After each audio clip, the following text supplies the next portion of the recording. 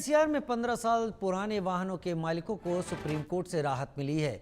Delhi NCR में 10 साल पुराने डीजल और 15 साल पुराने पेट्रोल वाहनों पर बैन के मामले में सुप्रीम कोर्ट ने बड़ा अंतरिम आदेश दिया है। इसके अंतर्गत सुप्रीम कोर्ट ने कहा कि ऐसे वाहन मालिकों के खिलाफ कोई दंडात्मक कार्रवाई फिलहाल नहीं होगी। मामले को लेकर हमारी संवाददाता ने लोगों से बातचीत की, सुनते हैं उनका क्या कहना है। दिल्ली एनसीआर के गाड़ी चालकों को बड़ी राहत दी है। आपको बता दें कि जिस तरीके से उनकी टेंशन जो है वो बढ़ गई थी जब इस तरीके का ऑर्डर आया था कि जो पेट्रोल और डीजल की गाड़ियां हैं जो 15 और 10 साल पुरानी हैं उन पर बैन लग जाएगा, लेकिन सुप्रीम कोर्ट ने बड़ी राहत दी है और फिलहाल उन्होंने कहा है कि जो भी पेट्रोल की 15 साल पुरानी गाड़ी है और डीजल की 10 साल पुरानी गाड़ियां हैं उनके अगेंस्ट कोई भी एक्शन जो है वो नहीं लिया जाएगा। ऐसे में इस वक्त हम सीपी में एक पेट्रोल पंप पर मौजूद है। यहाँ पर हम लोग से भी बातचीत करेंगे, आखिर वो किस तरीके से इस ऑर्डर को देखते हैं। सर, क्या नाम है आपका? दीपक जी, ये ऑर्डर जो है सुप्रीम कोर्ट ने दिया है कि कोई भी एक्शन जो है फिलहाल नहीं लिया जाएगा जो भी पुरानी गाड़ियां उनके ऊपर, कैसे देखते हैं?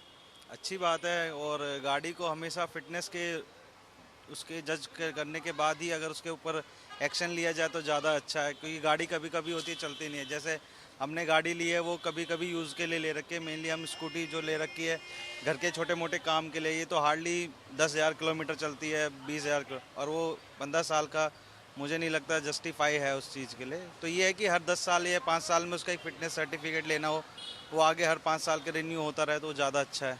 मतलब यही कह देना कि 15 साल के बाद है ही नहीं गाड़ी, तो थोड़ा सा ये अच्छी बात है। इसी पे सरकार जो है वो सोच भी रही है कि इमिशन के हिसाब से ही कि किस तरीके से हेल्थ है व्हीकल्स की, उस हिसाब से ही आगे चल के प्लानिंग की जा रही है रिस्ट्रिक्शंस लगाने। जी बिल्कुल अच्छी चीज़ है, बट इसका ये है कि जल्द मतलब इसमें इतना ट्रांसपेरेंसी हो और इतना इजी टू वो हो कि भाई इतना आराम से आप जाके ये फिटनेस सर्टिफिकेट करवा ले, कि इतना वो ना हो जगह जगह जैसे ज़्यादा से ज़्यादा इंस्टीट्यूट खोल दे जो फिटनेस के लिए जरूरी की अथॉरिटी में जाके हो, मतलब एक ट्रांसपेरेंसी हो और एक इजीनेस हो तो ज़्यादा अच्छा है। तो देखिए, साफ तौर पर कहीं ना कहीं स्वागत जो है वो सुप्रीम कोर्ट के ऑर्डर का किया जा रहा है। फिलहाल दिल्ली सरकार ने पहले ही इस ऑर्डर को वापस ले लिया था और उनकी तरफ से भी ये कहा गया था कि कहीं ना कहीं इस ऑर्डर से जो दिल्ली के लोग हैं जो गाड़ियां चलाते हैं उनको दिक्कत हो रही है और इसीलिए इस प्रोसेस को कहीं ना कहीं चेंज करके कोई और तरीके से रिस्ट्रिक्शन जो है वो लगाए जाएंगे। फिलहाल ये ऑर्डर जो है वो वापस लिया गया है। कोशिश करेंगे कुछ और लोगों से बातचीत करने की, आखिर वो इस ऑर्डर को किस तरीके से देखते हैं।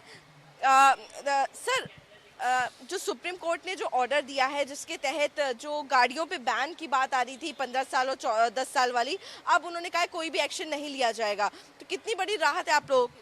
ये तो बहुत बढ़िया हो गया। वैसे गाड़ी अच्छी भी होती थी तो उसका टाइम पूरा होने से पहले निकालना पड़ता था उसको, अभी ये तो बहुत अच्छी बात है। आप लोगों की बहुत बड़ी राहत है। और कहीं ना कहीं आपको लगता है कोई और तरीका जो है वो निकालना चाहिए सरकार को, रिस्ट्रिक्शन जो एज की रिस्ट्रिक्शन को के अलावा?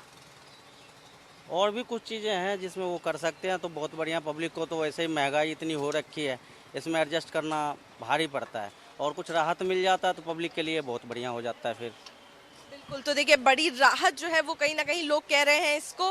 सर, सुप्रीम कोर्ट ने ऑर्डर दिया है क्योंकि पहले ये हो रहा था जो गाड़ियां 10 साल और 15 साल पुरानी है उनको बैन लग जाएगा, लेकिन सुप्रीम कोर्ट ने ऑर्डर दिया कोई एक्शन नहीं लिया जाएगा। कितनी बड़ी राहत मान रहे हैं? बहुत बढ़िया राहत है मैम, बहुत बढ़िया, सही तो कहा उन्होंने।